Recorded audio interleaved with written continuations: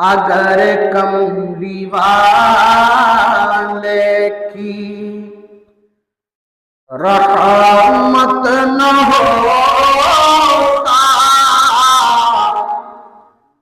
अगर कमली वाले की रहमत न होता तो किस्मत के मारूं का क्या हाल होता। আরিফাতের ময়দানে গেলে জীবনের গুনাহ মাফ হয়, খোদার রহমত সে তাই রাতি দিন বর্ষণ হয়।